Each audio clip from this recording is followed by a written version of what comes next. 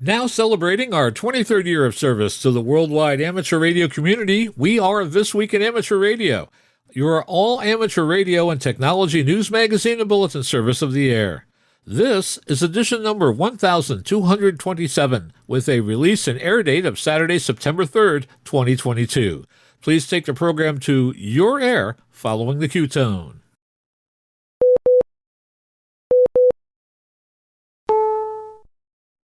Welcome to another romp around the wide world of amateur radio and communications. Now approaching our 24th year of service to the amateur radio community worldwide, we are This Week in Amateur Radio, North America's premier amateur radio and technology news magazine and bulletin service of the air. Here are the stories for release around the earth as we come to air with edition number 1227 of This Week in Amateur Radio. Preparatory activities for the upcoming World Radio Conference 2023 are intensifying. We will tell you all about the defense of amateur radio frequencies coming up at WRC 23. Cambodian amateurs are challenged by new government regulations that may not let them renew their licenses. The New Zealand government takes action to prevent the importation of handheld transceivers.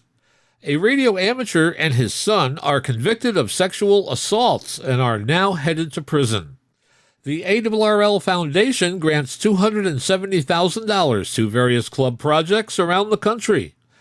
President Emeritus of the ARRL, Harry Dannals, W2HD, becomes a silent key. Hackers at the latest DEF CON conference held in Las Vegas revealed that the U.S. emergency notification system is vulnerable to cyber attack.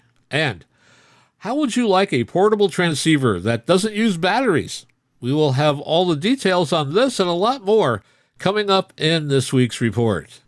These headline stories will come to you in a moment along with this week's special features.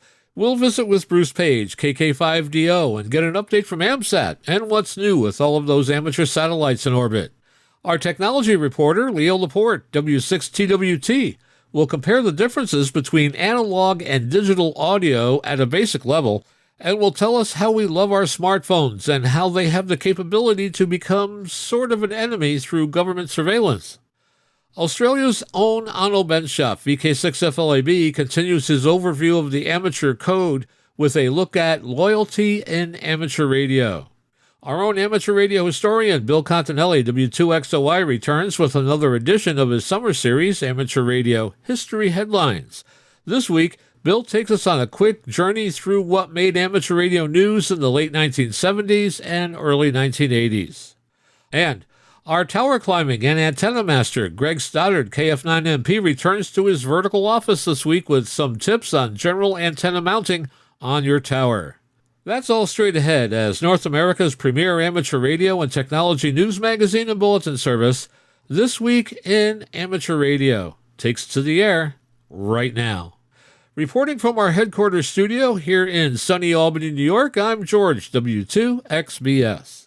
And reporting this week from Syracuse, New York, home to the great New York State Fair, I'm Chris Perrine, KB2FAF. And reporting from the newsroom in Half Moon, New York, I'm Terry Saunders, N1KIN. And reporting from our news bureau in Rochester, New York, along the southern shore of Lake Ontario, I'm Dave Wilson, WA2HOY. And reporting from our Troy, New York news bureau, where the nights have finally started to cool off, I'm Eric, KD2RJX. And reporting from our news bureau in Fayetteville, Arkansas, where lately rain has been the order of the day, I'm Will Rogers, K5WLR.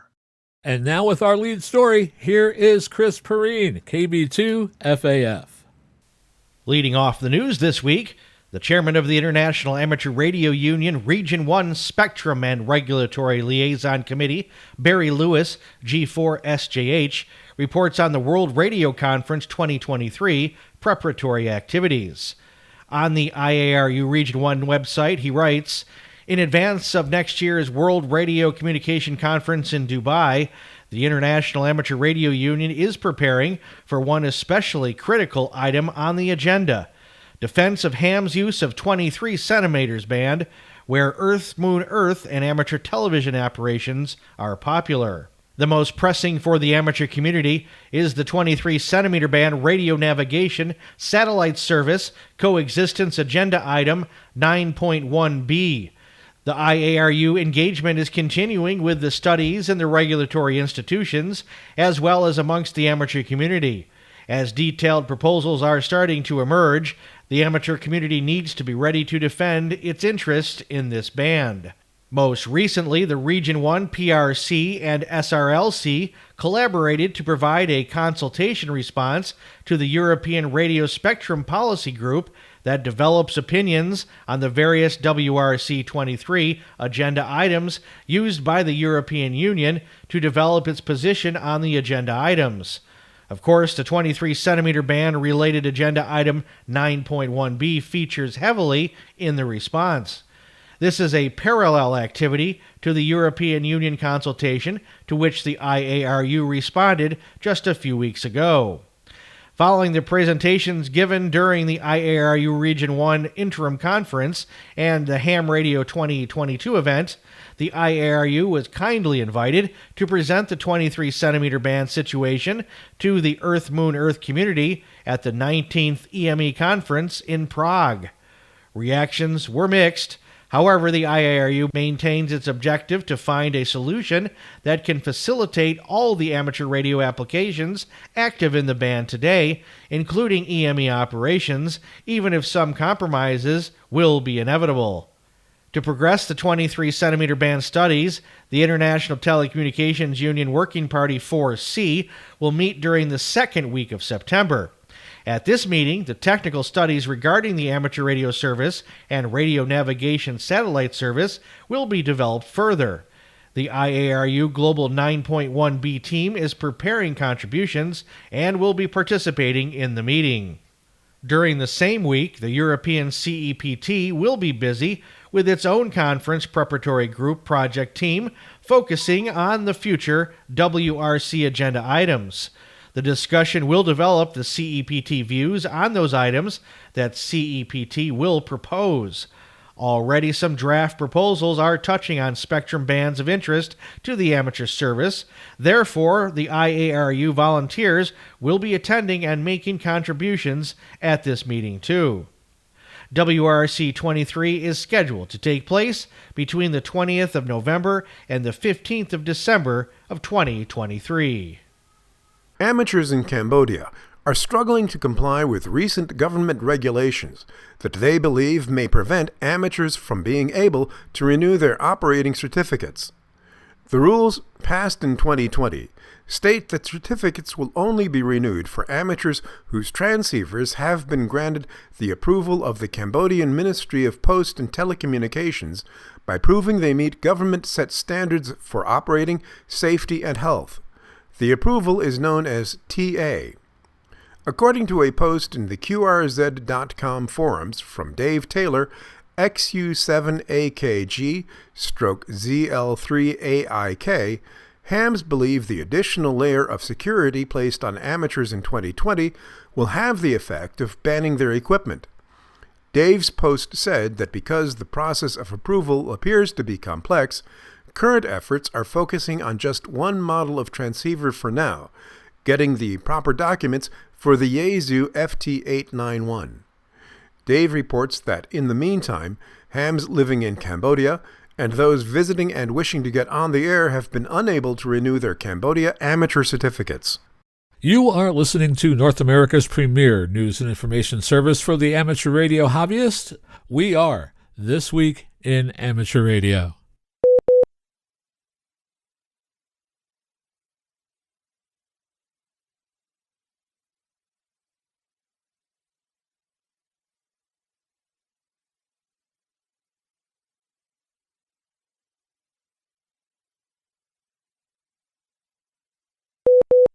The Swiss Amateur Radio Representative Group, USKA, is divided up across the country into many sections, each with a section president. A report from the recent Section Presidents' Conference said that only 25% expressed any concern about the undisputed, dramatically high average age of Switzerland's radio amateurs. Regarding the situation, the president of IARU Region 1, Sylvain Azarien, Foxtrot 4 Golf Kilo Romeo, expressed his concern, saying that more than 2 whole generations were missing. It's clear that it can't go on like this any longer. The USKA and IARU Region 1 have identified an urgent need for action. Vili, Hotel Bravo 9 Alpha Mike Charlie, the USKA president, said that on Saturday, August the 20th, the representatives of the USKA sections met for the annual section presidents' conference. This time at the Werkshaus in Lucerne, which also allowed for the demonstration of the renewed Hotel Bravo 9 Oscar shortwave radio station. 24 of the 34 sections of the USKA were represented. Several surveys were conducted during the conference to find out the attitude of the sections. The sections reacted extremely differently to the challenges in amateur radio. For example, only 25% of the sections present were at all concerned about the ageing profile of Swiss clubs. The newer facilities offered by the USKA were still insufficiently used. Only 11 of 24 representatives participated in any sort of hand group. Only 5 out of 24 sections had had any speakers so far on the Society's hamwebinar.ch. This raised the question, how do section committees, which do not use these opportunities themselves, explain their advantages to their members and motivate them to participate for the benefit of keeping sections busy and relevant to modern amateur radio? Less than half of the represented sections had designated an electromagnetic compatibility first-level supporter in their section. Interference caused to or caused by radio hams thus does not seem to be an issue to the majority of sections. Can this really be the case? Only 2 sections stated that they had participated in the USKA's Goethe program, which is a youth development initiative designed to attract new, younger radio amateurs to the hobby. The USKA wondered whether the other sections were not interested in new members or in younger blood. The USKA said that they could only hope that the sections will now do their homework quickly. There was not much time left. At present, 2/3 of all USKA members were not motivated to join a section. This fact was increasingly calling into question the legitimacy of both the USKA Delegates Assembly and the Section Presidents' Conference. The annual ballot was the only truly democratic decision-making body in the USKA, apart from the presidential election. The monthly public USKA question time is open to all members and interested parties and is an important instrument for the USKA Executive Committee to address the concerns of people who are not members of a section. You can read the full report and view a slide pack at www.uska.ch. So far, no country in Europe has followed the UK's lead in introducing online amateur radio exams that can be taken from home 7 days a week. The exam systems in Switzerland and elsewhere are still paper-based, in many cases held just twice a year in a very limited number of exam centres. The Northern Advocate newspaper in New Zealand reports a Northland man who breached the Radio Communications Act faces a fine of up to $30,000. It relates to the importation of 2 types of handheld transceiver, which should only have been sold to licensed radio amateurs. New Zealand has specific regulations around the use of two-way radios. Concern about them led to the introduction of a notice in 2018 banning the importation, sale, and distribution of two-way radios without a special endorsed license.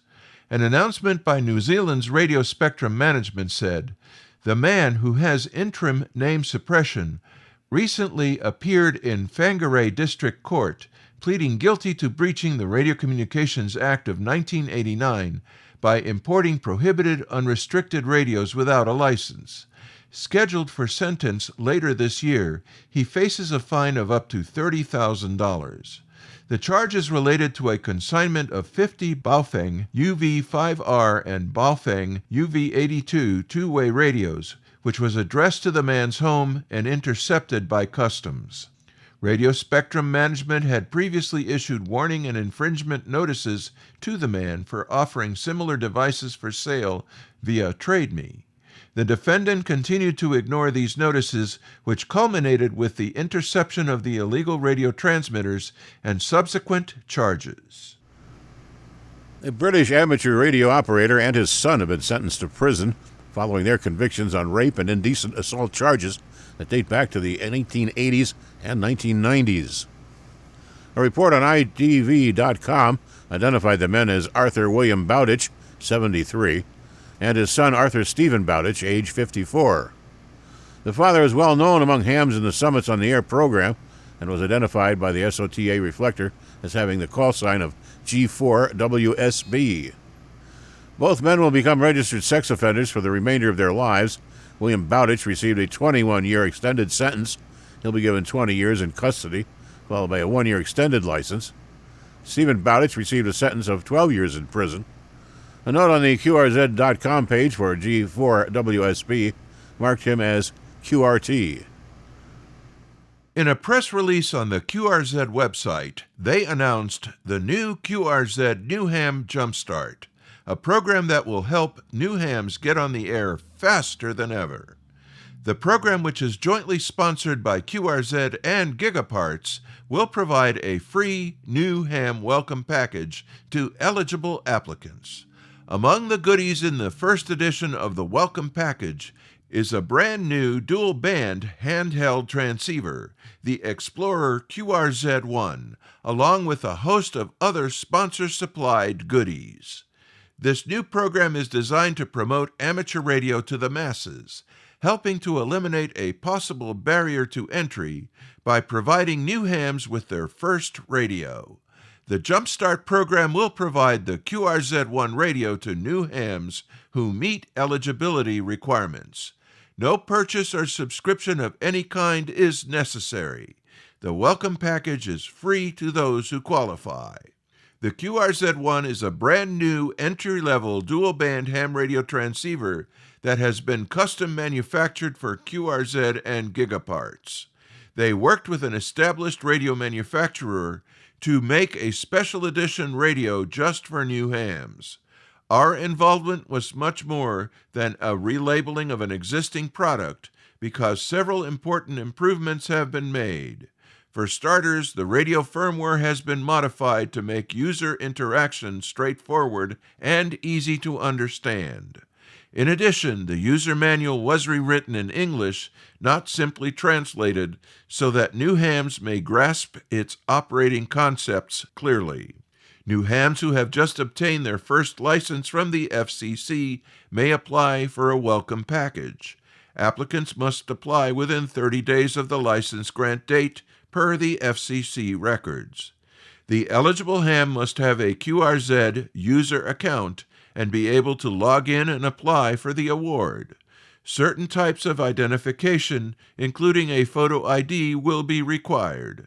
This information is not shared or exchanged with any party and is used only to validate eligibility under this program. Additional shipping charges may apply when shipped outside of the contiguous 48 states. This program is available exclusively to USA licensed amateur radio operators. Some new hams may not need a new entry-level radio and might instead enjoy a full year of a QRZ premium subscription. If you opt for this choice, you will make the radio available for another newcomer and help us extend the program into the future. It's an easy way to pay it forward that others will appreciate. The program ends on October 31st, 2022. If you are or about to become eligible, please keep this in mind. You're listening to This Week in Amateur Radio, available worldwide as a podcast from our web at www.twiar.net.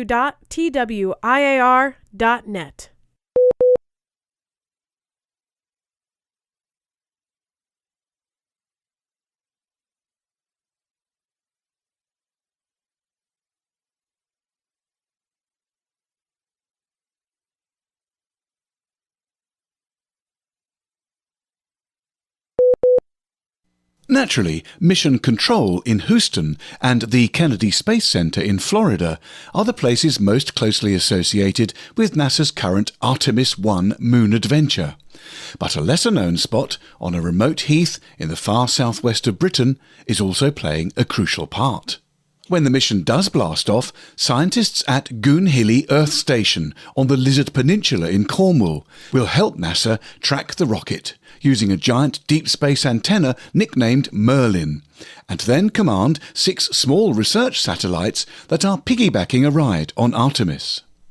It will be a big moment for Goonhilly, which was on the brink of being closed for good in 2006 after 4 decades of service, and a huge boost for Cornwall's burgeoning space industry. 23-year-old Beth Shepherd, a University of Oxford graduate, rejoicing in the job title of Deep Space Network Mission Operations Engineer, is one of those in the hot seat at Goonhilly Control. She said that the team were very excited and couldn't wait to see the rocket go up. It'll be quite a moment when they start to receive signals from it. Shepherd is from the Cornish seaside town of Hale and can't quite believe she's making a living as a space engineer in the place where she grew up. She said she felt a great sense of pride. Cornwall is a unique place and Goonhilly helps to put it on the map. Goonhilly began life as a centre for global and space communication in the 1960s. One of its giant dishes, Arthur, received the first transatlantic television signal, a speech by US President John F. Kennedy via the communications satellite Telstar. In 1969, Arthur beamed Neil Armstrong's Steps on the Moon to a global audience, and Goonhilly went on to broadcast events, including Muhammad Ali fights and the 1985 Live Aid concerts, as well as handling bread and butter long-distance phone calls, bank transactions, and shipping distress calls. Goonhilly was chosen because of its unique location, remote enough to suffer from little electromagnetic interference and enjoying clean lines of sight towards the Atlantic and Indian Oceans. It also helped that the solid serpentine bedrock of the Lizard was strong enough to support the giant steel and concrete antennas. At its height, hundreds of people worked at Goonhilly, and it supported a cricket ground, tennis courts, football pitch, house band, and manicured gardens. But in the mid-2000s, amid changing technology and markets, its owner, British Telecom, mothballed the site, with the loss of its well-paid jobs, a hammer blow in one of Northern Europe's poorest areas. Artemis is not the only space mission with Cornish interest this autumn. In October, the first satellite launch from UK soil is due to take place across the peninsula at Newquay Airport. Ian Jones, CEO of Goonhilly, said that Cornwall used to be known for mining, but now it's becoming known for its space credentials. You can read the full and fascinating article at www.theguardian.com. Of note for VHF contesters is the 2022 ARRL September VHF contest, which begins on September 10th at 1800 UTC and concludes on September 12th at 2:59 UTC. The new analog-only categories that were introduced for single-operator participants in June will continue at this event, so there are plenty of ways to participate no matter which modes you choose to operate. Operation is allowed on any amateur frequency from 50 MHz to light. Complete rules are available at www.awrl.org/September-VHF. There was record attendance at the Huntsville Ham Fest, which was held August 20th and 21st, 2022 in Alabama. John Ross, KD8IDJ, has assembled this special report on the Huntsville Ham Fest. The event hosted the ARRL Southeastern Division Convention. Chairman Mark Brown, N4BCD, reported attendance of 5,420. The event drew big crowds, said ARRL Director of Public Relations and Innovation Bob Interbitson, NQ1R. It was particularly happy, and I was particularly happy to see so many young hams enjoying the convention. A youth lounge sponsored by Flex Radio attracted the participation of 175 young hams and young prospective hams. The lounge included a variety of hands-on activities, including a demonstration of a remotely accessible radio station. The demonstration was led by team members from Remote Ham Radio Youth Program, Connor Black, W4IPC, Colin Pokowitz, WWOCJ, and Patrick Galthrop, W9GGG. On Saturday afternoon, 18-year-old Audrey McElroy, KM4BUN, was presented with the 2022 Bill Pasternak AWA6ITF Memorial Amateur Radio Newsline Young Ham of the Year Award. Following the award presentation, McElroy said, I hope that in the future I can continue to bring more youth into amateur radio as well as more women into the STEM system. Representatives from CQ Communications, Yaesu USA, Heil Sound, Radio Waves Antennas, and GigaHertz had remarks and gifts for Audrey. Also attending the convention was Abigail Barker, KI5RCX of Conway, Arkansas. Earlier this year, Barker was awarded the Walter Gollinghouse K5DSL Scholarship administered by the ARRL Foundation. The new ARRL Foundation Club Grant Program, funded by a generous grant from Amateur Radio Digital Communications, has awarded $270,000 to radio clubs that participated in the first round of applications. John Ross, KB8 IDJ, is here with more. The Club Grant Program, introduced earlier this year, includes $500,000 to be awarded to radio clubs with projects that will have the most impact on amateur radio, the community, and the future of radio technology. The grants will fund transformative projects that encourage the growth of active amateur radio operators and training opportunities, education programs for student groups and schools, and club revitalization. A second round of applications to award the program's remaining funding will open on September 7, 2022 at 7 p.m. Eastern Time with an informative webinar titled ARRL Club Grant Program Round 2 Kickoff. You can register at tinyurl.com ARRL/webinar September 2022, and after registering you'll receive a confirmation email containing information about joining the webinar. The new Club Grant Program will help clubs more easily provide and expand their important services. More information about the program can be found on the ARRL Foundation website at www.arrl.org/Club Grant Program.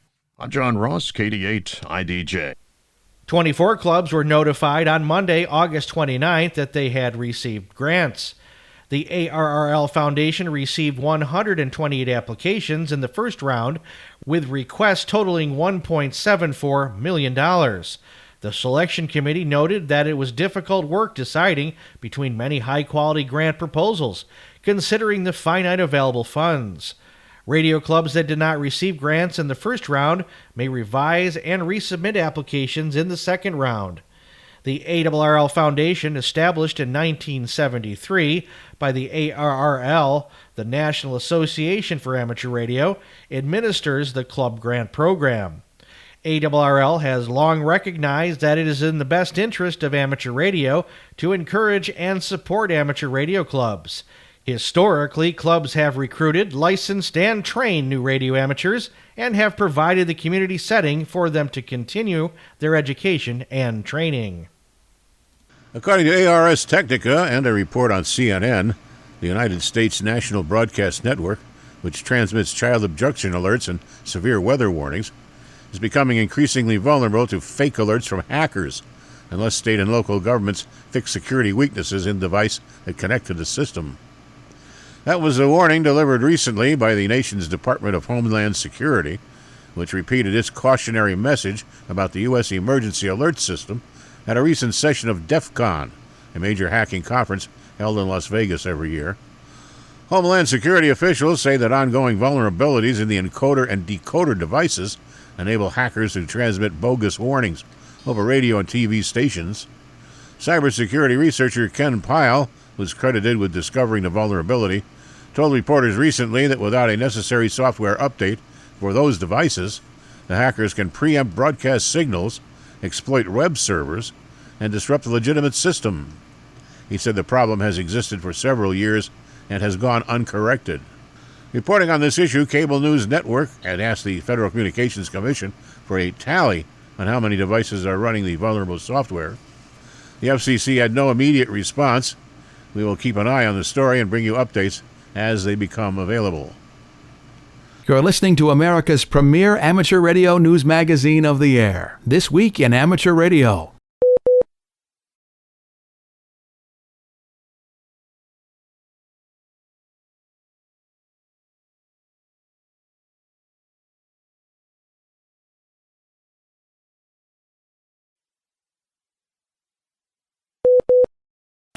And now with the latest technology news and commentary from Petaluma, California. This Week in Amateur Radio is proud to present Leo Laporte. Leo Laporte, the tech guy, whoosh, coming at you over the radio and the internet.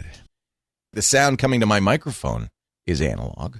This microphone goes into a mixer. The mixer goes into a digital box, which converts it to ones and zeros. And from there, there's no more analog until, in the case of this, it gets to the radio. You know, it goes through the air in an analog fashion, and your speakers are analog. Now, with television nowadays, no, once it's bits. Once it goes into that camera and it's converted to ones and zeros, it's ones and zeros the rest of the way, all the way down, even into your TV set. That's really the revolution that we're talking about here, the ones and zeros revolution. But we don't want no more analog, all digital. Sometimes when I'm giving speeches, I'll bring along with me a vacuum tube. Have you ever seen one of those? You old-timers, people at my age, remember vacuum tubes. In fact, some of you audiophiles not only remember them, have them still, because there's people out there, you know, you've met the person who says, oh, CD sound, that's terrible, that's not real. It was real when we had vinyl. Now, that was music, because that was analog, wasn't it? And some of those people, a subset of them, are even say, and by the way, those digital amplifiers, the ones with chips in them, no, you got to have vacuum tubes for that warm sound, that analog sound. Those people are listening to analog all the way. It's kind of amazing to think about it. It was only recently, my kids are going to not remember this, but it was only within the last few decades that we went from completely analog music to almost completely digital music. So nowadays when a musician comes into the studio, the mic is still an analog mic, pretty much, you know, the same design that Thomas Edison conceived of, where the sound waves, the compression waves from the voice go into the microphone, and then the microphone converts those into electrical signals, still analog, goes down the cable in those electrical signals, but in the modern recording studio, as soon as it hits the soundboard, boom, it's turned into bits. And it stays bits all the way until it comes out of your iPod into a speaker or your headphones, which are analog devices, which reproduce those sound waves. You know, the sound pressure created by the singer's voice vibrated that diaphragm in the microphone. That was turned to ones and zeros all the way through the iTunes Music Store into your iPod, which then sends out an electrical signal. It's an analog signal, and it causes the diaphragm on your headphones to vibrate the same way the diaphragm on the microphone vibrated and reproduces it. And so we're still, you know, our ears are still analog, just as our vocal cords are still analog. Our instruments, in many cases, not all, are still analog. If you're using a synthesizer, that's digital. So until very recently, it was all analog. Those sound pressure waves that were made on the microphone were turned into electrical signals, which were sent down. This is very amazing this even worked. Essentially to a needle that vibrated, and in vibrating cut grooves into the vinyl. Okay, I'm simplifying a little bit, but essentially that's what happened. Those grooves then are are basically a recording of the sound pressure waves. Grandma and Grandpa used to do this, kids. They'd go to the record store and they'd buy a big piece of plastic that had a groove, one groove, all the way from the outside edge to the center of the big piece of plastic. That big piece of plastic, that groove, if you looked at it with a microscope, looked like little vibrations. It looked like just, So we'd take that home and we'd put it on a thing that would turn at the same speed as the machine that was recording from the microphone was turning. And then we'd put a needle in it, very much like the needle that was used to cut those grooves. And that needle would be vibrated by the grooves. And that would turn the vibrations into electrical impulses or be sent to an amplifier where vacuum tubes would be used to increase the sound pressure of it. And then would come out of our speakers. At no point with those vinyl records was it ever digital. It was all analog all the way. Is digital an improvement? Well, you talk to those people with those magical golden ears, they're going to say, no. Because, if you think about it, what we have to do to make these ones and zeros, we have to take some information out.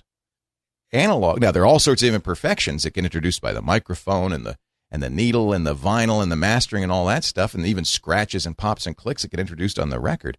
But those imperfections, say these golden-eared folks, are minor compared to what you're doing when you digitize the music and you're tearing the guts out of it. Like there are even psychologists who study this who say digital music doesn't move the soul, the spirit in the same way analog music does, because there's something intangible missing. I don't know if I don't know if we could prove this. There's something intangible missing, because in order to convert it to ones and zeros, we have to sample it.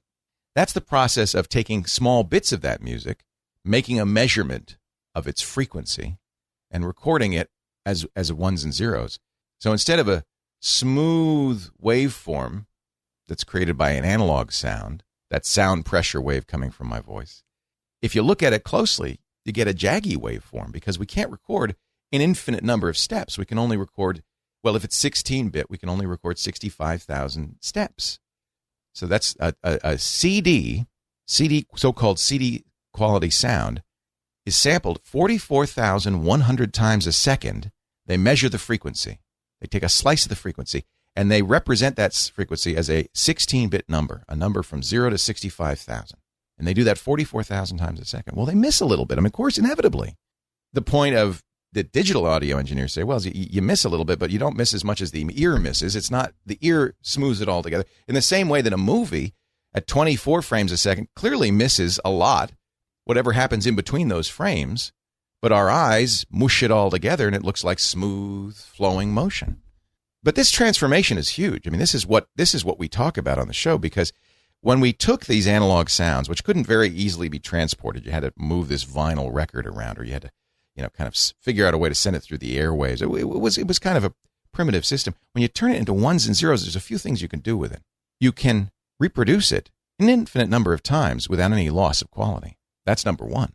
Perfect copies. Number two, you can transmit it around the globe at the speed of light. That's number two. Those are two very big changes. Suddenly, in fact, we saw it. That's what happened in the music industry, isn't it? In fact, that's what scares the record industry terribly, is you can make perfect copies of those songs as MP3s and transmit them across the internet at the speed of light. But it's also what's fueled the digital revolution. There's a third thing that happens too, by the way, because it's, you've got easy copying and easy transmission, but you also have, it makes it easier to modify, because now you've got it ones and zeros. You could take that photograph perhaps and use Photoshop to change it, or the music and use GarageBand to modify it, or the movie and use a video editing movie maker to modify it or edit it. Those things become much more easily done by a computer because it's digital, because it's ones and zeros. In old days of movies, they would wear white cotton gloves, and they'd use razors and scissors to cut the film and glue to paste it back together. That's how you edited. So we gain something by these ones and zeros. And it's pretty amazing. It's really what this digital revolution is. This is really what the show is all about, is what happens when you take pictures, movies, music, and you convert them into bits, how the world transforms, how the world changes. We'll be back with more from our tech guy, Leo Laporte, right after we take this quick pause for stations along the network to identify. You are listening to North America's premier news and information service for the amateur radio hobbyist. We are This Week in Amateur Radio.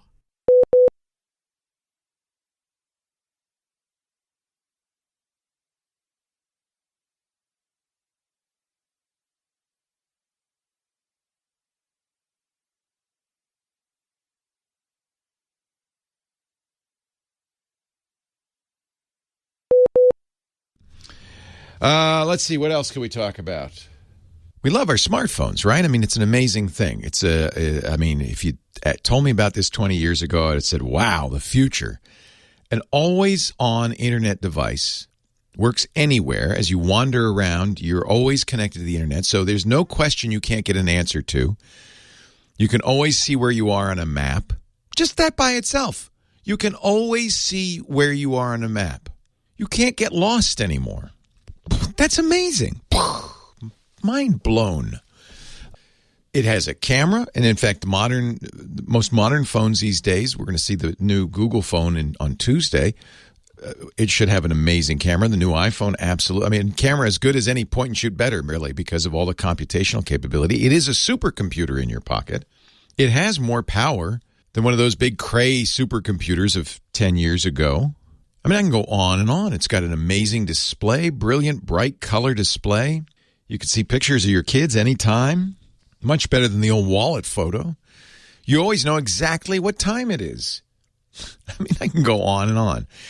But this wonderful toy in our pocket, it's really more than a toy. You practically can't live without it these days, is also a little bit of an enemy in our pocket. And that's the thing that's getting a little weird.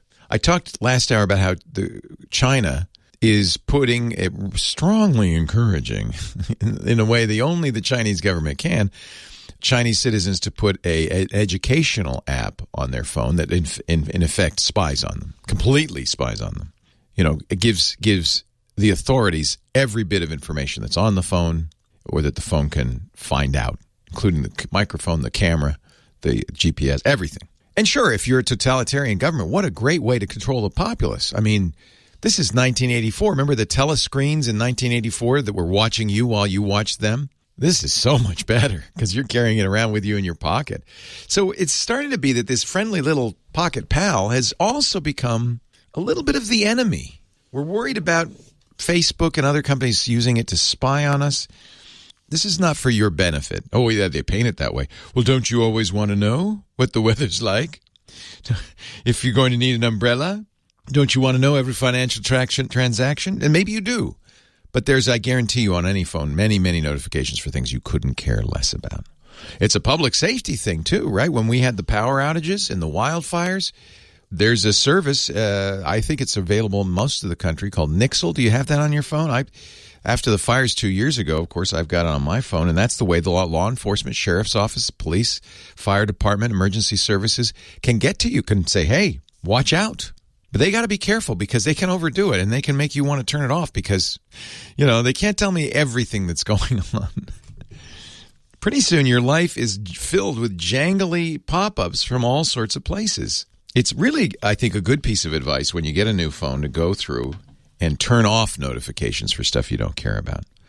And I have to give Apple some credit because they have made it a little bit easier. If you have iOS 13... or maybe even 12, but certainly in the newest versions of iOS. If you're looking at a notification, you say, I don't want to hear from that program ever again. You could just put your finger on it, slide it. You got to slide it almost all the way to the edge, and you'll see a couple of things pop up. Clear all, view, and hidden deep within, so that you'll probably never notice it, is a button that says Manage. And when you get to that Manage, you can pop up a window that says Turn Off all notifications. Don't bug me, baby. That's what they should say. They should say, don't bug me ever again.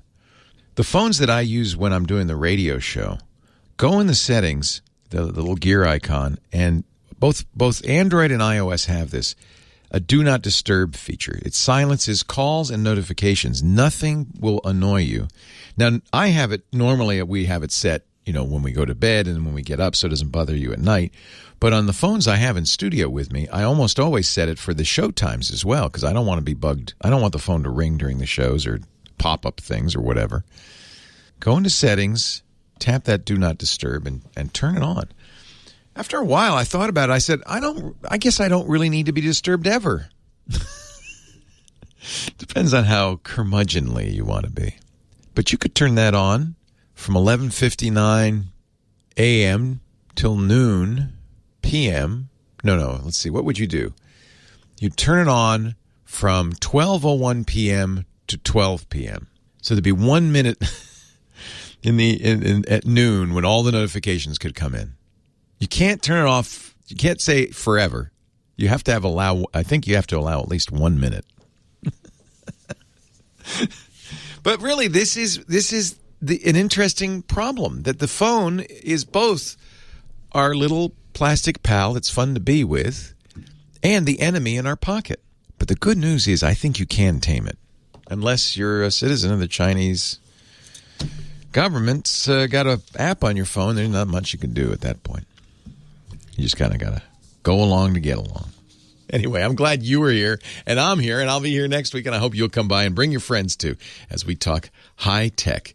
Leo Laporte, the tech guy. Are you ready for another trip into amateur radio history? I'm Bill Continelli, W2XOY, and I'll be back in a moment with another edition of the Ancient Amateur Archives, here on This Week in Amateur Radio.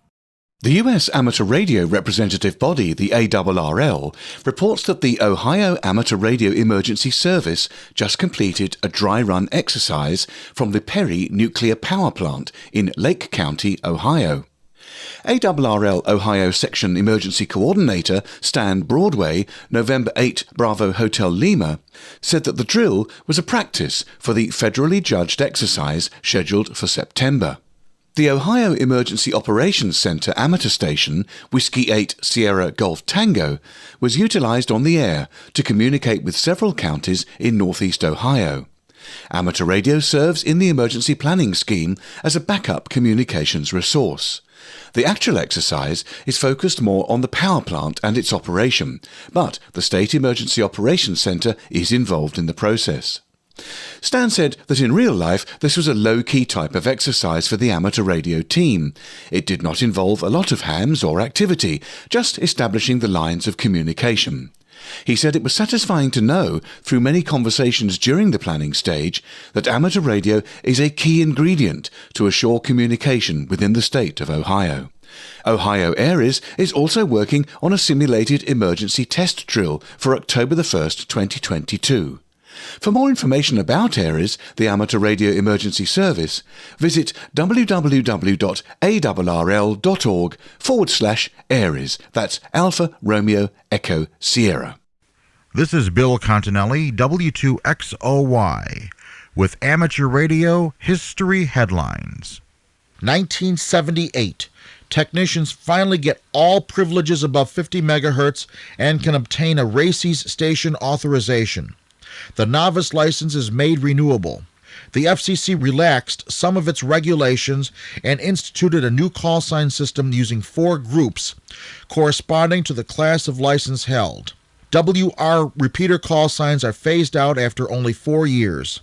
The amateur population stands at 350,000, which is 33% more than in the early 1970s. Packet radio first appears on the ham bands on an experimental basis. 1979. The World Administrative Radio Conference, or WARC 79, takes place in Geneva. The ARRL, the International Amateur Radios Union, and other groups have been preparing for years.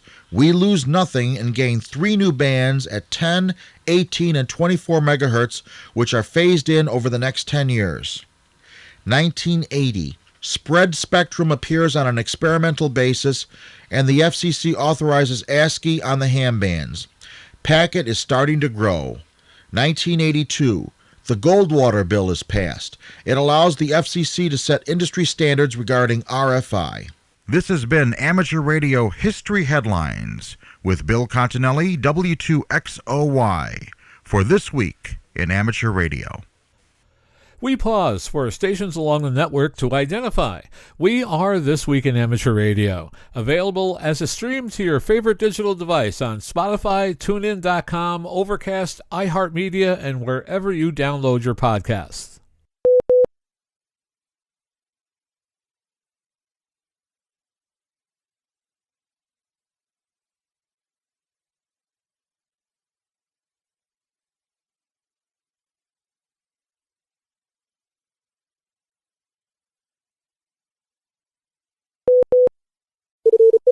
Foundations of Amateur Radio. The second clause of the original Amateurs Code reads, "The amateur is loyal. He owes his amateur radio to the American Radio Relay League, and he offers it his unswerving loyalty." The 2022 ARRL Handbook presents it with the following words: "The radio amateur is loyal, offers loyalty, encouragement and support to other amateurs, local clubs and the American Radio Relay League, through which amateur radio in the United States is represented nationally and internationally." The ARRL website goes the extra mile to make this hard work and states that the radio amateur is loyal. He/she offers loyalty, encouragement and support to other amateurs, local clubs, the IARU Radio Society in his/her country, through which amateur radio in his/her country is represented nationally and internationally. Pronouns aside, this has got to be one of the more tortured efforts you might subject an entire group of humans to. Written in an attempt to enumerate each and every specific version of the global amateur radio community, it excludes more than it includes, and in doing so completely fails the one thing it aims to achieve: a sense of belonging, being part of something bigger than you. So what does loyalty look like? Is providing constructive feedback loyalty? Is giving your time and energy a loyal thing? What about being a member of a club? The dictionary suggests that loyalty is a strong feeling of support or allegiance. Originally, the code suggested that this should be directed at the ARRL. Even the handbook continues to suggest that today. But is that relevant for me here in Australia? Should I be a loyal member of the ARRL, or should I be a loyal member of the WIA? What if there's a second body in your country? In Australia, there's another organisation attempting to reshape the hobby. RASA, the Radio Amateur Society of Australia. Should I be loyal to that? Can I be loyal to both? Or neither? What happens if I'm not comfortable with either organisation? Who should I be loyal to? National bodies aside, what about clubs? Am I required to be a club member and be loyal to it? What if I'm a member of more than one club? Should I be more loyal to one than the other? Should I be more loyal to the national body or my local club? What if I'm not a member of any club? What should I be loyal to then? What if loyalty is coupled to an idea instead of a specific body? What might that idea look like? The revised version of the clause already includes concepts such as encouragement and support to other amateurs. What if we just omit any specific bodies and replace it with the idea of the global amateur community in all its many splendid diversity? While we're looking at this, the word encouragement includes the action of giving someone support, confidence or hope, so we're repeating ourselves by using support, and there's plenty of other things we could share around. Here's a philosophical question to wrap your mind around. If you have a driver's license but you don't drive, are you a driver? Similarly, if you have an amateur license but you don't do anything with it, are you an amateur? Perhaps the nub of this lies in participation. Taking those thoughts into account, we could rephrase the second clause of the Amateur's Code to: the radio amateur is loyal, offering encouragement and participation to the global amateur community. If this clause was part of the Amateur's Code, would it help you feel like you belonged? Would it travel beyond the borders of your country? And would you feel part of something bigger? I'm Ono, Victor Kilo 6, Foxtrot Lima, Alpha Bravo. Harry Dannals, W2HD, President Emeritus of ARRL, the National Association for Amateur Radio, died on August 30th. He lived in Charlottesville, Virginia. In April, Dannals celebrated his 95th birthday and over 80 years of involvement in amateur radio. He served as ARRL president for 10 years, from 1972 to 1982, and his President Emeritus status was conferred in 1984. He was also an ARRL life member. In an interview, Dannals said that when he was 10 years old, he practiced Morse code with his best friend and was able to master 50 to 60 words per minute. Dannals served in the Navy after graduating from Balboa High School in the former Canal Zone on the Isthmus of Panama, where his father was officer in charge of a radio receiving site. Eventually, Dannals himself would become the supervisor of more than 20 radiomen and support personnel. He was discharged in mid-1946 and attended Polytechnic Institute of Brooklyn, now Polytechnic Institute of New York University, where he prepared for his amateur radio license. In writings shared by one of his children, Dannals wrote, "I found a way to prepare for my amateur license by doing a research paper for an English class using amateur radio as a resource. Among my references was the American Radio Relay League's Radio Amateur's Handbook, with the latest ARRL license manual on the side. It worked, and my call sign, W2TUK, was received that year with a great deal of joy by me and my dad." After graduation from college in 1950, he went on to work for the Sperry Corporation, where he worked in radar and other engineering programs. During almost 40 years of my employment there, the company provided a club station, W2YKQ, which was on the air during lunch periods, a fact that made the more than 200 ham radio operators that worked at Sperry very happy, wrote Dannals. While at Sperry, he met his future wife, Kay, and they were married for over 60 years. Dannals lived in Dix Hills, New York, prior to his retirement to Charlottesville, Virginia, in the early 1990s. Dannals volunteered for several appointments in the ARRL field organization, official relay station, official phone station, official observer, and emergency coordinator. He held elected positions as section communications manager, vice director, and director of the ARRL Hudson Division. He was elected president by the ARRL board in 1972 and served for 5 two-year terms. During his office, he traveled extensively to help represent ARRL, visiting all 50 states, the Canal Zone, Puerto Rico, Canada, Mexico, Chile, Peru, the Bahamas, Bermuda, and the United Kingdom. International travel fulfilled his role as U.S. representative to Region 2 of the International Amateur Radio Union. Dannals recounted that during his presidency, preparations were made for the World Administrative Radio Conference of 1979. Through the efforts of ARRL staff, volunteers, and the FCC, the conference led to the worldwide allocation of the 30, 17, and 12-meter bands, known as the work bands. Without question, the time devoted to ARRL matters, working with the very capable and dedicated staff, and my association with the board of directors, was a wonderful experience, wrote Dannals. Each year was punctuated by new developments for ham radio, a volume of great memories that will never be forgotten. Since the time that he was president of ARRL, I always called him Prez, and Prez would enjoy chatting about all the wonderful people at headquarters, said his son Bob Dannals, W2GG. In a remembrance he shared with ARRL, my dad considered each ham that he met to be a member of his extended family. He cared greatly and fought mightily for all hams in his administrative roles with the ARRL. He would say that we are all members of the worldwide community that started with Marconi and continued with Hiram Percy Maxim. It's a wonderful legacy, and I'm happy that he shared it with me and everyone else he met. Dannals was the oldest member of the Albemarle Amateur Radio Club, an ARRL special service club. In 2018, Dannals received a visit from ARRL Roanoke Division Director Jim Boehner, N2ZZ, and Vice Director Bill Marine, N2COP, who presented him with the Roanoke Division Award for his dedicated leadership to all amateur radio operators.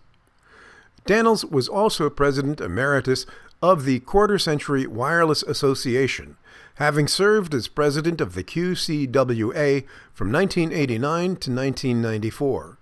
In 2016, Dannals was honored by QCWA for his 70 years as a radio amateur. In comments about the honor bestowed on him, Kay Craigie, N3KN, who was ARRL president from 2010 to 2016, said that Dannals set an example of cheerfulness and enthusiasm and friendliness to all hams, whether they qualify for QCWA twice over or are so new that they haven't memorized their call signs yet. A viewing will be held on Saturday, September 24, 2022, at 10 a.m. Eastern at the Church of the Incarnation, 1465 Incarnation Drive, Charlottesville, Virginia, followed by a church service at 11 a.m. Eastern. Interment will be at Holly Memorial Gardens. You are listening to This Week in Amateur Radio, available as a podcast at our website, www.twiar.net, and streamed worldwide via Spotify and iHeartMedia.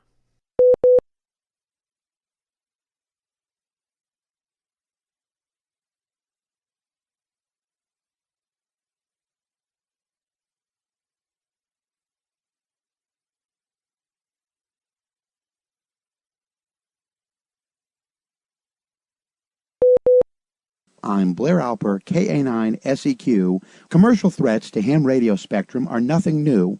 Back in 1988, 73 Magazine's controversial founder and producer, Wayne Green, W2NSD, was warning of such inroads even back then.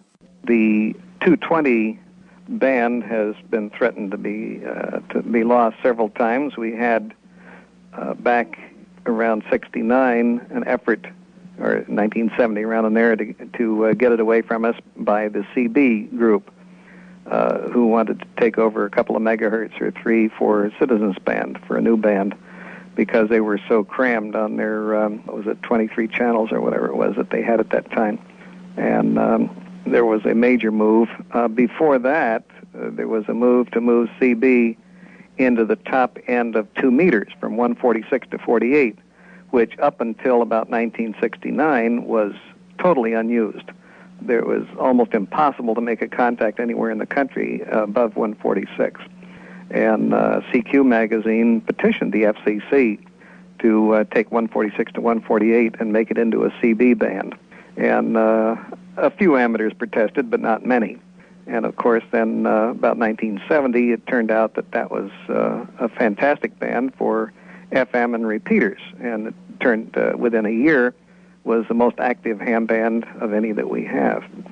So on that basis, I felt that we ought to protect our bands, even if they weren't being used, because we never knew when a new technology would come along, and we would desperately need them and indeed not be able to promote the new technology without them.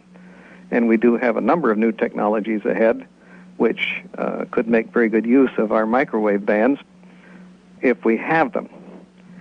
But at any rate, getting along, we did fight a battle over 220, and the forces organized against amateur radio were not that strong at that time, so it kind of blew away. But we have used 220 so seldom, so little in the interim, there has not been any concentrated effort to use it.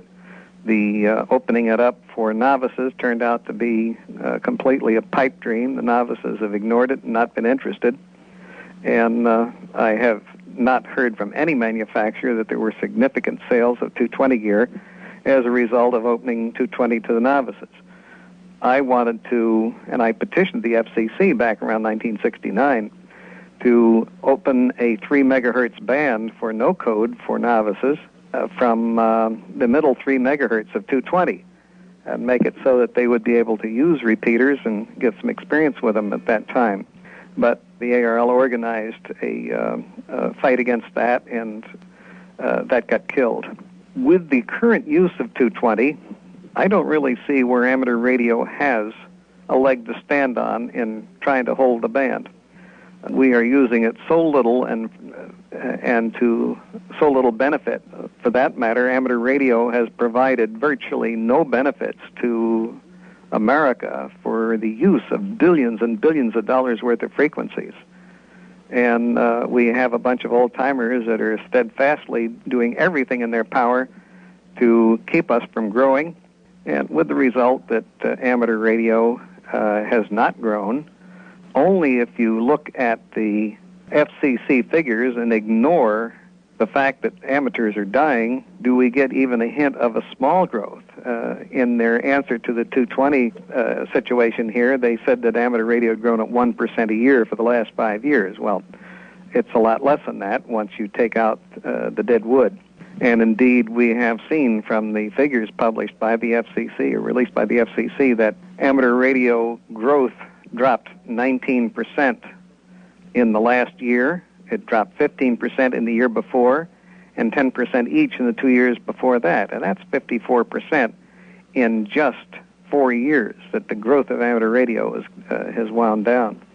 So with a dying hobby, with fewer and fewer amateurs providing any public service, with us not inventing or pioneering new technologies, indeed falling further and further behind commercial and professional technologies, I don't see where we have a leg to stand on in demanding frequencies and keeping them away from good, legitimate commercial uses. We have a deplorable record for the last 25 years.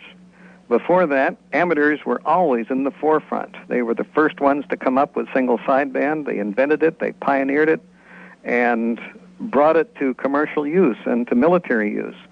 They invented and pioneered narrowband FM with W2GDG coming out with it, and made that into a commercial success. Most of the radio teletype circuits that were used up until the last 25 years were all developed by radio amateurs. And on it went. But since incentive licensing in 1963 and the total crash of our amateur radio industry in 64 and 65 that resulted from that, and the lack of growth that we've had since then, which has been less than 1% a year, really, for the last 25 years, we have provided very little in return for these enormous amount of frequencies that we have. And unfortunately, about 90% of them, or 95%, are totally unused. We have the 2300 megahertz band, which is unused, 3300 megahertz. We have the 10 gigahertz band, which is a fantastic band.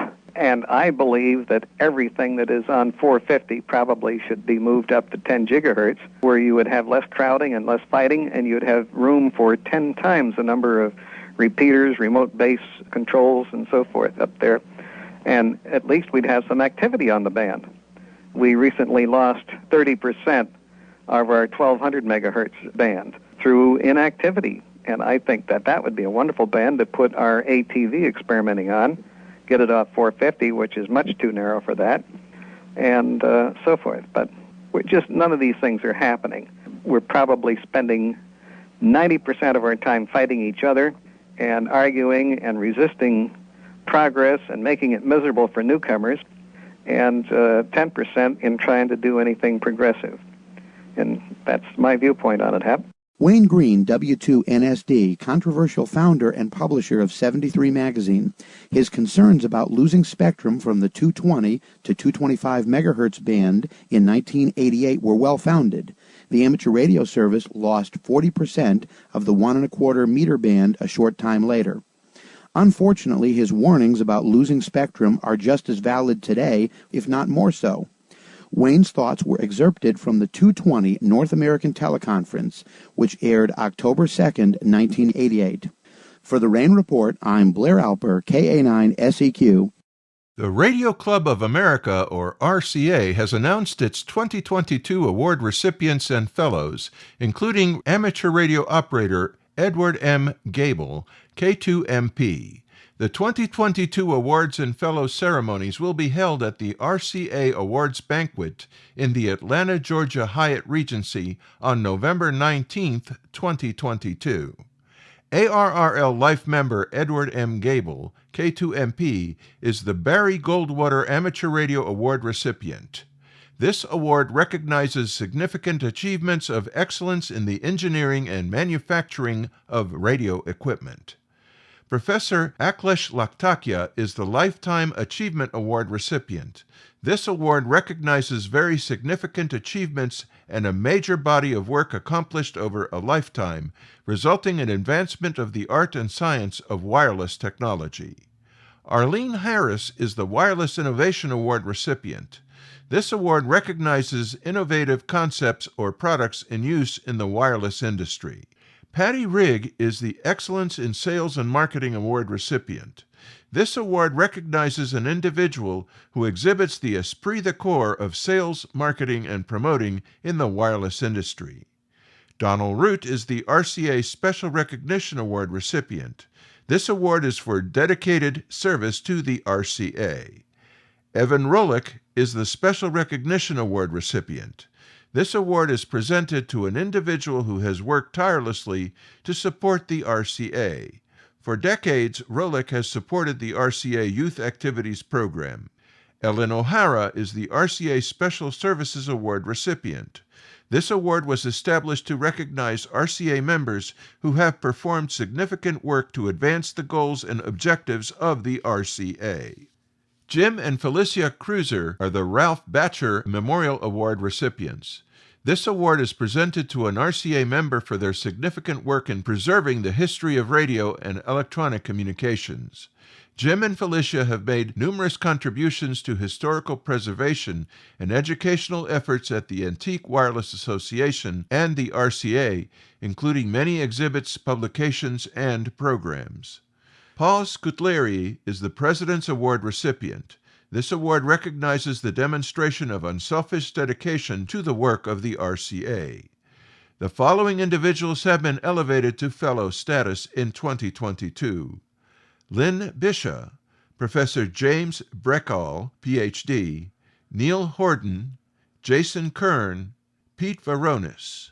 Founded in 1909, the Radio Club of America includes professionals from across the wireless communications industry. Originating from Albany, New York, and distributed worldwide, you are listening to This Week in Amateur Radio.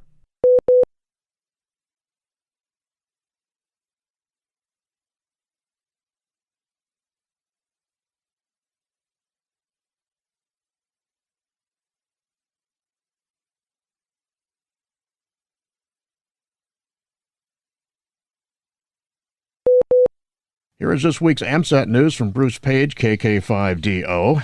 AO27 is going to be giving some parts of the world some rare DX opportunities. Because of the time on and time off has shifted, those in the far upper northeastern United States may be able to work into Europe, and those in Alaska may be able to work into Japan. With the current orbit, the satellite will be turning more towards the southern latitudes of the United States.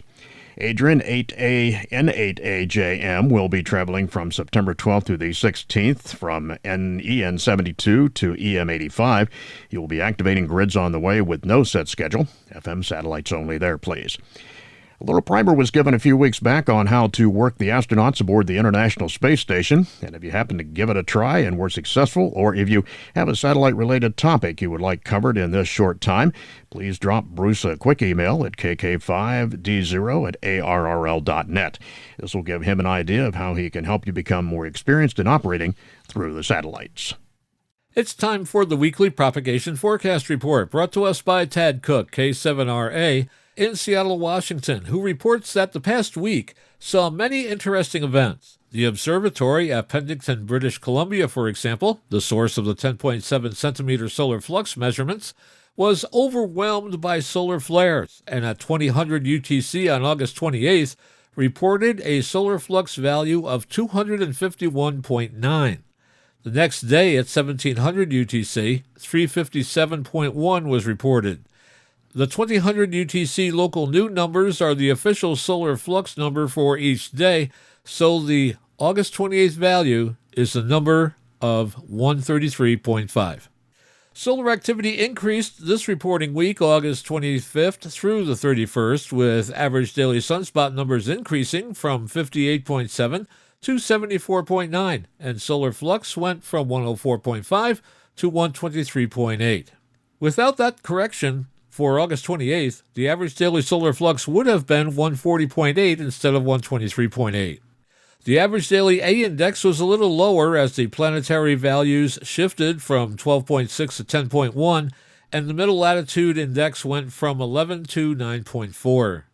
3 new sunspot groups appeared on August 25th at the beginning of the reporting week, but none until September 1st, with 2 new sunspot groups. The daily sunspot number rose from 42 on Wednesday to 67 this past Thursday. Total sunspot area peaked on August 27th. 3 new sunspot groups appeared on August 25th at the beginning of the week, but none have appeared since then. So, taking a look at the predicted solar flux, we have values at 116, 118 on September 3rd and 4th, 115 on September 5th, 110 on September 6th through the 8th, then 118, 124, 130, and 128 on September 9th through the 12th, and then 120, 117, 105, and down to 102 on September 13th through the 16th. Flux values may briefly dip below 100 in mid-October. Taking a quick look at the planetary A index now, it will be 30, 25, and 15 on September 4th through the 6th, 10 on September 7th through the 8th, 12 and 8 on September 9th and 10th, 5 on September 11th and 12th, and then 12, 15, and 10 on September 13th through the 15th. This week in radio sport contesting, many opportunities. September 1st through the 3rd, it's the G3ZQS Memorial Straight Key Contest, CW. September 3rd, the Russian Radio WW Contest, that's digital. Also on September 3rd, the All Asian DX Contest, that's phone. September 3rd, Wake Up QRP Sprint, that's CW. On September 3rd and 4th, the SARRL Field Day Contest, CW phone and digital. And on September 3rd, the AGCW Straight Key Party, that's CW. And on September 3rd and 4th, the Colorado QSO Party, CW phone and digital. Also on September 3rd and 4th, the IARU Region 1 Field Day, that's SSB and phone. And some upcoming section, state, and division conventions to be aware of. On September 2nd through the 4th, it's the Shelby Hamfest, hosting the ARRL North Carolina Section Convention. That's in Shelby, North Carolina. September 9th and 10th, the Queen Wilhelmina Hamfest, hosting the ARRL Arkansas State Convention. That's in Mena, Arkansas. September 11th, the ARRL Southern New Jersey Section Convention in Mullica Hills, New Jersey. And on September 17th through the 18th, the QSO Today Virtual Hamfest. That's an online event. ARRL is the QSO partner today. Eugen, Delta Lima 8 Alpha Alpha India, who was active as 5 Hotel 2 Juliet Kilo Portable during a hiking tour in Kilimanjaro National Park recently, which is parks on the air reference 5 Hotel Foxtrot Foxtrot 0005, posted the following update on QRZ.com. He said that his hiking adventure in Kilimanjaro National Park is now over. Climbing Kilimanjaro up to its top, Uhuru Peak, Africa's highest point, was quite an adventure. Retrospectively, he considered it was the right decision to save his energy for the physical challenge rather than trying to activate Uhuru Peak. He has left this opportunity for younger and better trained Summits on the Air activators. Eugen made 486 QSOs from the national park, plus 263 QSOs from Moshi Town. His last contact was number 722 from Tanzania. He wanted to say thank you very much to all those radio amateurs who accompanied him on the radio during his hike. Eugen asks that amateurs are patient about getting QSL cards for the activation, as these must be printed first. They will not be sent out before October. And further eastwards, members of the Taiping Amateur Radio Club, and coordinated by the Malaysian Amateur Radio Transmitter Society, will soon be active with special call sign 9 Mike 65 Mike Alpha from Jalan Istana, Taiping, Malaysia, between August the 30th and September the 1st. Activity is to commemorate the 65th anniversary of the independence of Malaysia. Operations will be on various HF bands using CW, single sideband, FM and the digital modes. Please QSL your contacts directly to 9 Mike 2 Oscar Hotel Mike. ARRL, the National Association for Amateur Radio, has published its 2021 annual report. The report summarizes ARRL's program and fiscal activity for the year. With more details on the annual report, we go to John Ross, KD8IDJ, who files this report from League headquarters. In his introductory remarks, ARRL President Rick Roderick, K5UR, said that the organization moved steadily forward in 2021, gaining momentum after the challenges that 2020 brought. It began bit by bit in the early months of the year, with headquarters staff returning to the office, and reached a turning point on July 15th, the day we rededicated ARRL headquarters and reopened the building and W1AW to our members, Roderick said. He also noted that the rededication ceremony gave us all an opportunity to reflect on where ARRL has been and affirm where we are headed, and expressed excitement for what's coming next.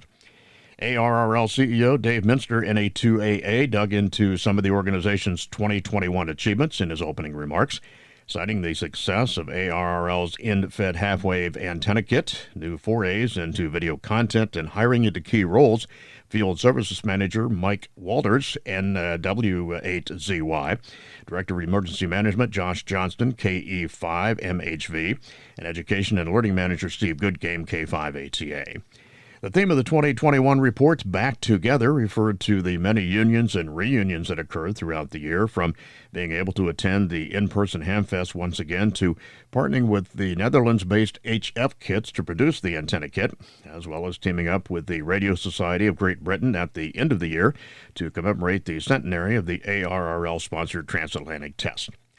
Included in the report is ARRL's Report to America, which highlights recent instances of ham radio operators serving their communities by providing emergency communications. These stories include amateur radio activations and response for storms, fire, and other disasters when all else fails. The 56-page annual report recounts and summarizes the activities of all of ARRL's departments and includes a complete 2021 fiscal report. ARRL ended 2021 with 158,238 members, a total that was slightly under the year-end goal of 160,084, but gained 29,027 new members, which represented an 11% increase from 2020. The ARRL 2021 annual report is available for download at www.arrl.org/annual-reports. Again, www.arrl.org/annual-reports. You are listening to North America's premier news and information service for the amateur radio hobbyist. We are This Week in Amateur Radio.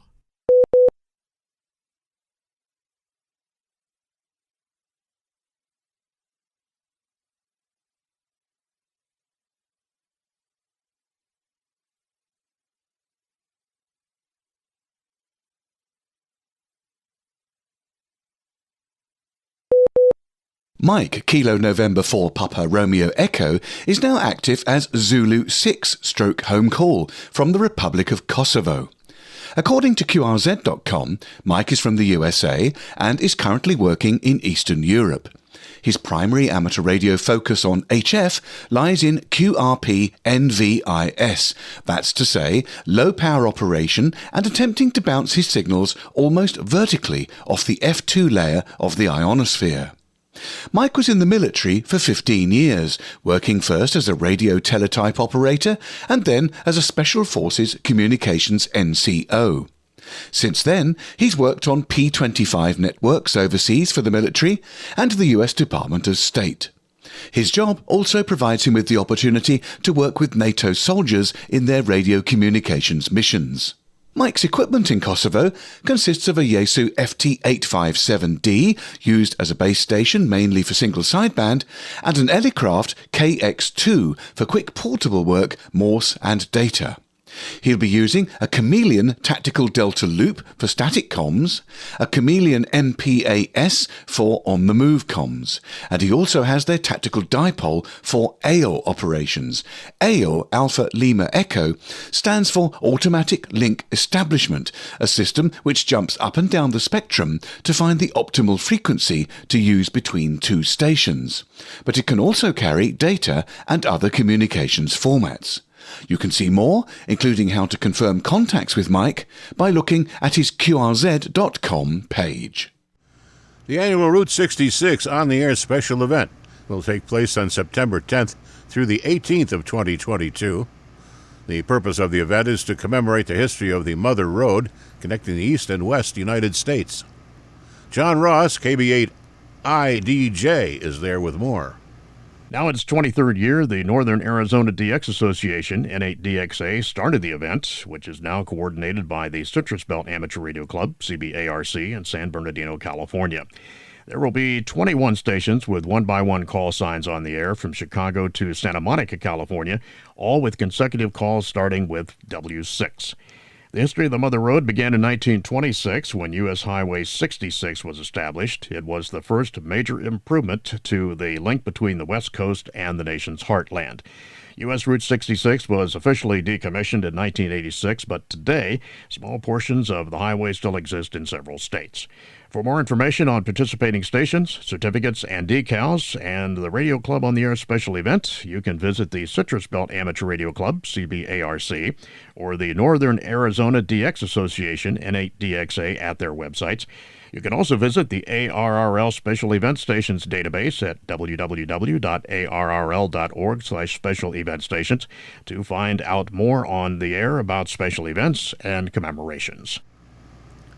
The Northern Arizona DX Association will operate 3 of the 21 stations, including W6G in Flagstaff, Arizona, and W6S in Arizona Rover 1. They'll set up at various spots along Route 66 east of Flagstaff, and W6T will operate as Arizona Rover 2 and will be set up in Belmont. Later in the week, the event will be moved to Parks on Old Route 66 west of Flagstaff.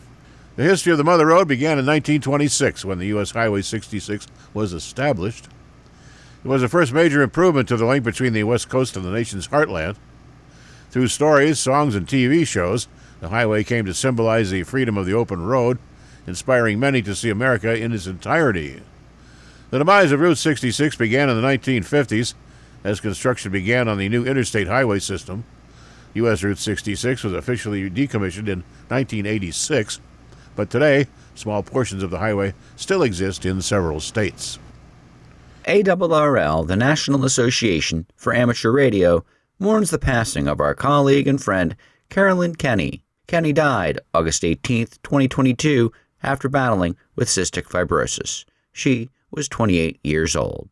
Kenney was an assistant editor for QST, ARRL's monthly membership journal. Over the past 6 years, Carolyn has been a committed professional member of our editorial team, said CEO David Minster, NA2AA, in a message he shared with the ARRL staff and board of directors.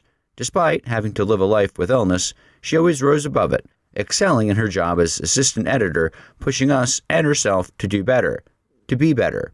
The world is a lesser place today. God bless her and her family. Kenney was born in Willimantic, Connecticut, and attended the Woodstock Academy, class of 2012. She received highest honors when graduating with her bachelor's degree from Assumption College in Worcester, Massachusetts, in 2016. Although she worked as a full-time editor at ARRL, her dream was to become a published author.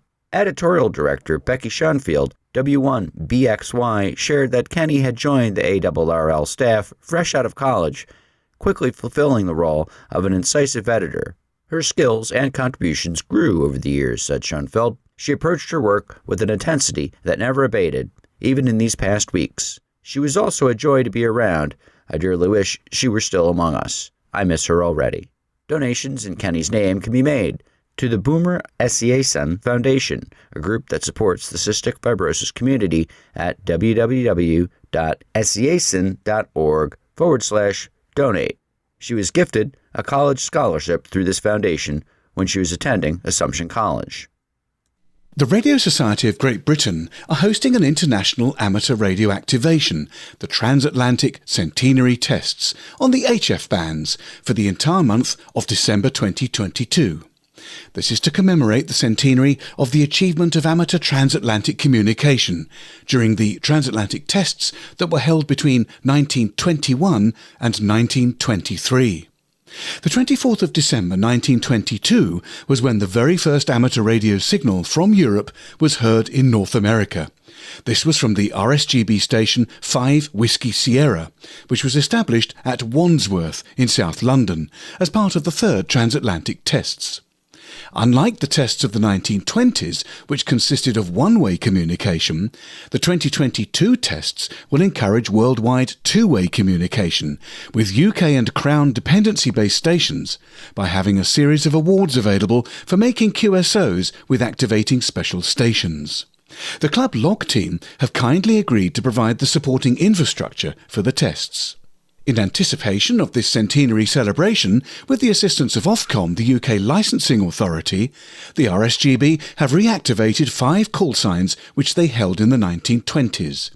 G5 Whiskey Sierra was used for the 1922 tests, the first to get across. Golf 5 Alpha Tango was used for the 1923 tests. Golf 6 X-Ray X-Ray, which was used for the 1923 tests, Golf 6 Zulu Zulu, which was used for the first amateur tests on a moving railway train in 1924, and Golf 3 Delta Romeo, a Scottish Highlands call. This time it will be Golf Mike 3 Delta Romeo. These historic call signs will be activated by RSGB members and clubs. As well as the call signs already mentioned, there will also be activity from Golf Whiskey 5 Whiskey Sierra in Wales, Golf Uniform 5 Whiskey Sierra on Guernsey, Golf Delta 5 Whiskey Sierra on the Isle of Man, Golf Juliet 5 Whiskey Sierra on Jersey, and Golf India 5 Whiskey Sierra from Northern Ireland. There is a staggering amount of further information and background reading, including some fascinating photographs, on the RSGB website at rsgb.org/transatlantic-tests. The FCC auction of spectrum in the 2.5 gigahertz band closed last week after raising less than $428 million, a considerably lower amount in comparison with what has been raised in other recent auctions. The spectrum is considered mid-band, which is widely seen as supporting the optimum mixture of speed and coverage for 5G. But most of the available spectrum in the band is in rural areas. The identity of the winners has not been revealed, but among the 82 companies that qualified to bid in the auction were all the major U.S. wireless carriers. Licenses in the 2.5 gigahertz band are for individual counties and up to 3 blocks of spectrum, ranging in size from 17.5 megahertz to 50 megahertz, where available per county. According to the FCC, the vast majority of licenses received winning bids. Of the 8,017 licenses that were available, 7,972 were won. Because bidders won specific spectrum blocks, there will be no need for an assignment round. Counties are the smallest geographic unit for which the FCC has ever auctioned licenses. The decision to use that size license area was likely driven by the highly rural nature of the auction. Smaller companies that serve rural areas generally cannot afford licenses for larger areas. Auctioning licenses by county yielded an unusually high number of 228 winning bidders in the CBRS auction of 2020, and winners include many smaller providers. But the county size approach will not be able to generate the same results for the 2.5 gigahertz auction because only 93 companies applied to bid in the auction, and of those, only 82 ultimately qualified to bid. You're listening to This Week in Amateur Radio on Finer Repeater Systems nationwide.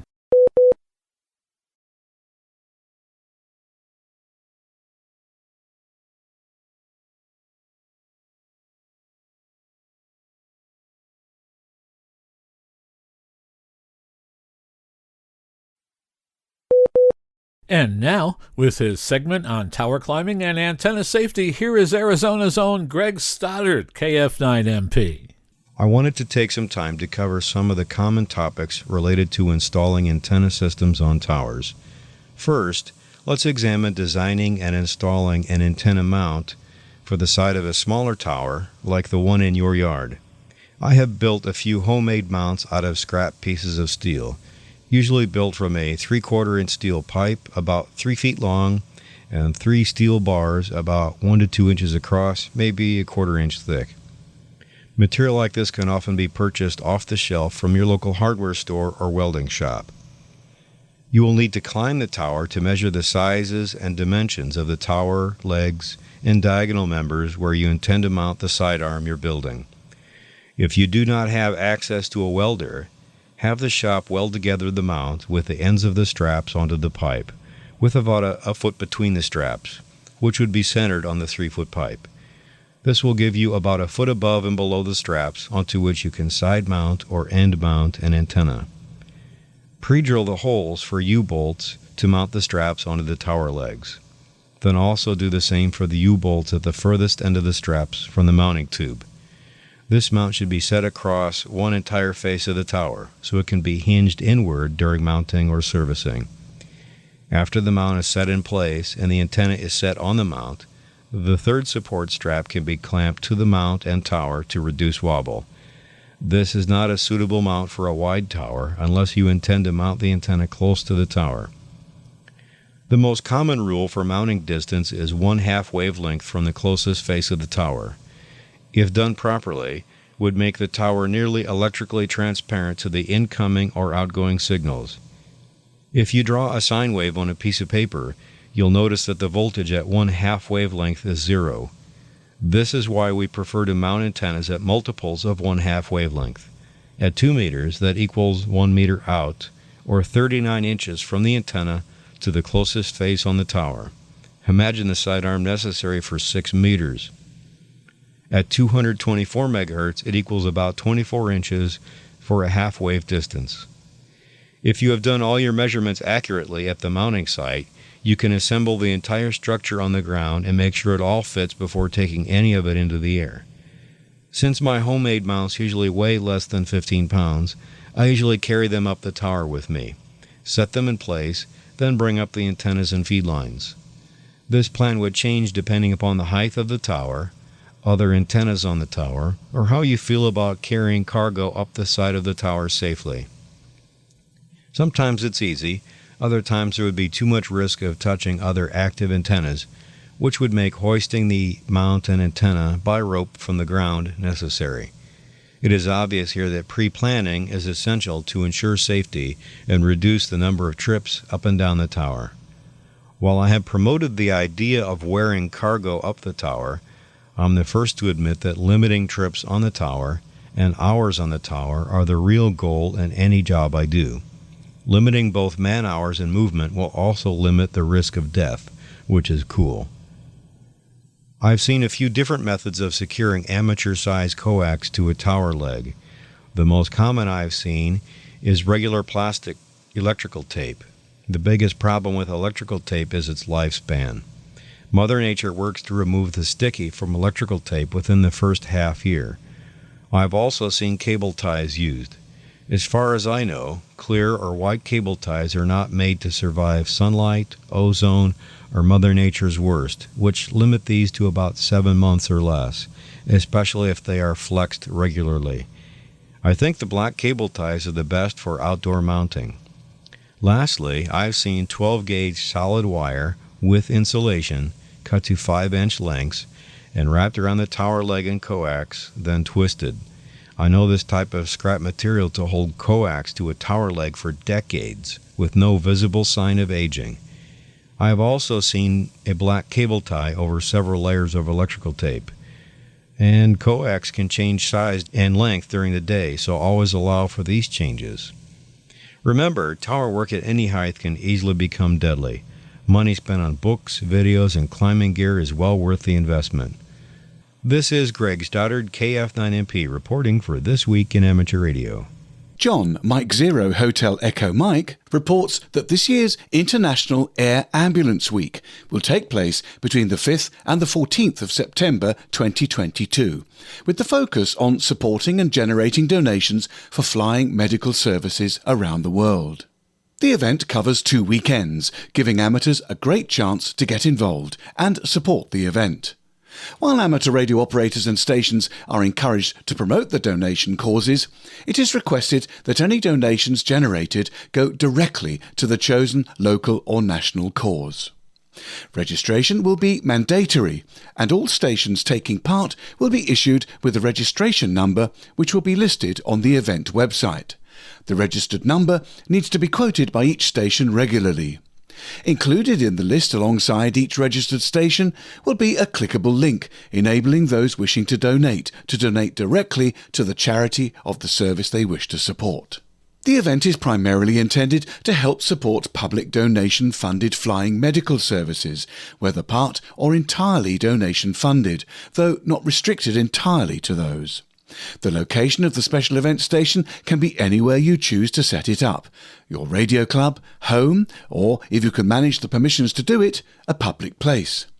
No costs will be involved in registering or taking part, and a free series of awards will be available to those who support the event. Firstly, there's an award for having registered and taken part in the event.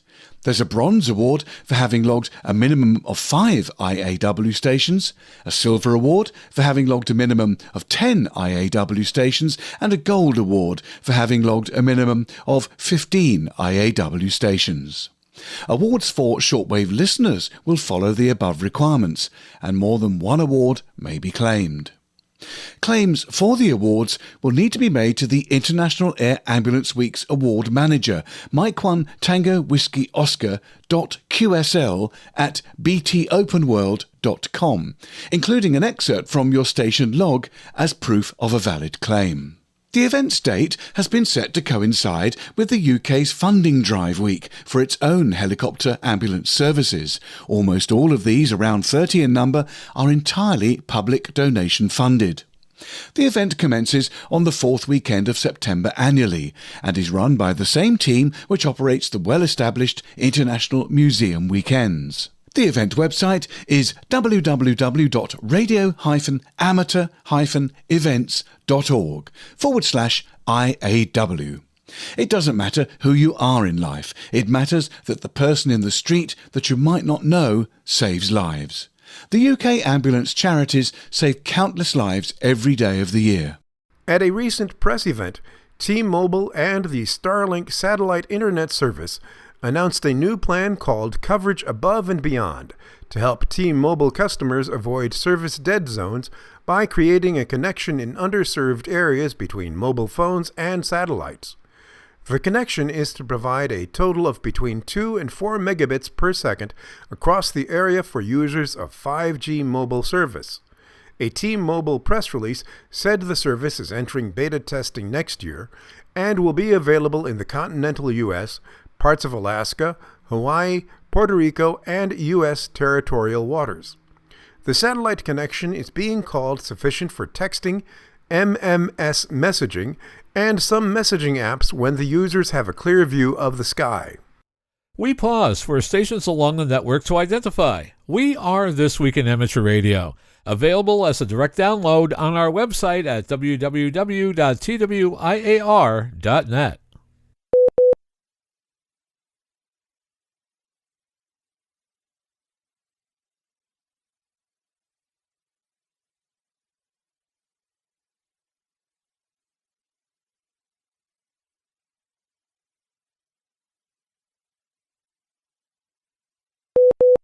Imagine being part of an event that covers 6 national parks, 8 national forests, more than 40 Summit of the Air summits, and over 65 state parks and forests that have POTA designators. It's a stretch of land known as the Appalachian Trail, and is considered a major national treasure in the United States. For the second year in a row, it will be where you can find activators participating in the second annual Appalachian Trail on the Air event. It's also where chasers around the country, if not the world, will be aiming their antennas. The trail itself has a POTA national designator of K4556, and on the weekend of Saturday, October 1 and Sunday, October 2, activators will be posting their POTA schedules and Summit of the Air alerts. Activators can plan ahead and sign up in advance now by going to the website www.atontheair.net and complete the form that appears on the screen when you click the button that says RSVP. The event was begun last year at the inspiration of Mike, WB2FUV, an amateur living in the mountains of upstate New York.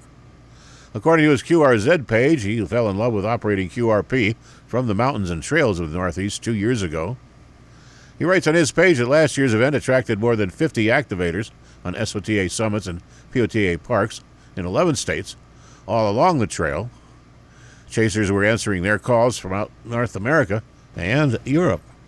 The American Daily Herald reports that there are more than 750,000 licensed amateur radio operators in the United States, and the number is growing every day.